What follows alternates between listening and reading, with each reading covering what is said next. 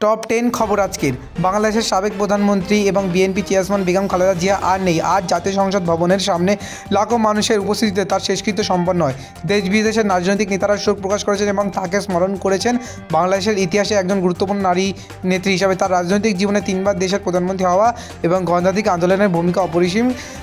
অনেকেই বললেন তিনি বাংলাদেশের রাজনৈতিক ইতিহাসের স্বতন্ত্র এক অধ্যায়। এদিকে তার মৃত্যুকে কেন্দ্র করে দেশের বিভিন্ন স্থানে শোক র্যালি ও মিলাদ মাহফিল অনুষ্ঠিত হচ্ছে। 2025 সালের শেষ দিনে বিশ্ব অর্থনীতির দখল এক বড় উত্থান। লন্ডনের FTSE 100 সূচক 2009 সালের পর সবচেয়ে শক্তিশালী অবস্থানে। শুধু লন্ডন নয়, যুক্তরাষ্ট্র, ইউরোপ ও এশিয়ার একাধিক বাজারেও লেনদেন বেড়েছে এবং বিনিয়োগকারীদের আস্থা উচ্চ পর্যায়ে পৌঁছেছে। বিশেষজ্ঞদের মতে খনিজ, ব্যাংকিং এবং প্রযুক্তি খাত সবচেয়ে বেশি লাভ করেছে। এই বছরের শেষে আন্তর্জাতিক পর্যবেক্ষকরা বলেছেন এই অর্থনৈতিক উত্থান 2026 সালের প্রথম প্রান্তিকেও ইতিবাচক করে ফেলতে পারে, তবে সতর্কতা আছে। দুবাইয়ের বুর্জ খলিফা আবারও বিশ্বকে তাকে লাগিয়েছে। নতুন বছরের আগে রাতে বিশ্বের সবচেয়ে উঁচু এই ভবন অনুষ্ঠিত হয় বর্ণিল আতশবাজির শো এবং লাইভ লেভার ইভেন্ট।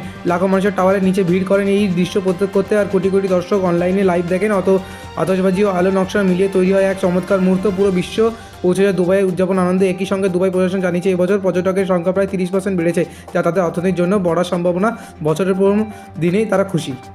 পুরনো বছর বিদায়, নতুন বছরকে স্বাগত জানাতে বিভিন্ন দেশে একই সঙ্গে আনন্দ, সঙ্গীত ও আতশবাজির রঙিন মুহূর্ত। সিডনি থেকে শুরু করে লন্ডন, নিউ ইয়র্ক, টোকিও সব জায়গায় লাখো মানুষ রাস্তায় নেমে এসেছে উদযাপনে। বড় শহরগুলোতে সুরক্ষা ব্যবস্থা জোরদার করা হয়েছে এবং পরিবারের বন্ধুদের সঙ্গে মানুষের সময় কাটানোই যেন আজকের দিনের মূল উদ্দেশ্য। সামাজিক মাধ্যম লক্ষ লক্ষ পোস্ট, স্টোরি এবং ভিডিও আপলোড করেছে। উৎসবের রঙের রঙিন আজ পৃথিবী 2026কে অনেক আশা ও নতুন লক্ষ্য দিয়ে বরণ করেছে।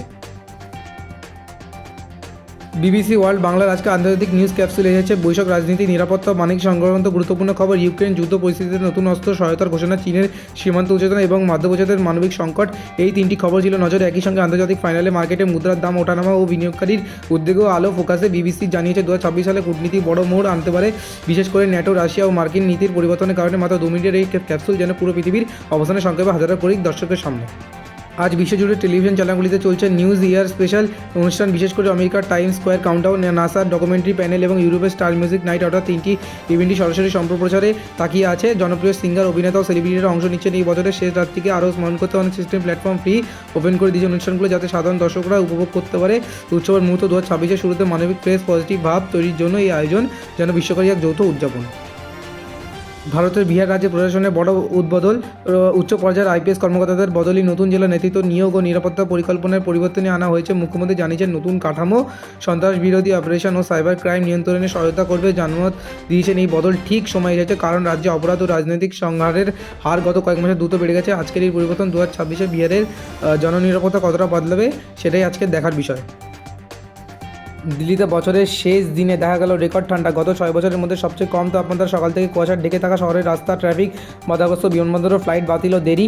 আবহাওয়া দপ্তর সতর্ক করেছে সামনের 3 দিন আরও ঠান্ডা শৈত্যপ্রবাহ হতে পারে। রাস্তার ধারে ছিন্নমূল মানুষদের জন্য খেলা হয়েছে নাইট শেল্টার এবং এনজিওরাও কম্বল বিতরণ করেছে। শীতের এই থাবা মানুষের আরও মহারাষ্ট্র, দিল্লি, সাইবেরিয়ার তুলনা মনে করে দিচ্ছে। গেম ও পাজেল প্রেমীদের জন্য আজকের ট্রেন্ডে শীর্ষে রয়েছে NYT স্ট্যান্ডার্ডস পাজেল। আজকের স্প্যাংগ্রাম থিম ও হিন্ট প্রকাশ হওয়ার সঙ্গে সঙ্গেই অনলাইনে লাখো মানুষের খেলা শুরু করেছে। বিশেষজ্ঞরা বলেছেন এই গেম শুধু বিনোদন নয়, মস্তিষ্কের সহযোগিতা, ভাষাগত ও দক্ষতাও বাড়াতে সাহায্য করে। অনেকেই সামাজিক মাধ্যমে শেয়ার করছেন কে আগে পাজেল সমাধান করলো। এটা যেন ছোটোখাটো প্রতিযোগিতা, এটা যখন ডিজিটাল বিনিয়োগের অংশ, যেখানে মানুষ মানসিক স্বাস্থ্য ও মজা দুটোই পায়।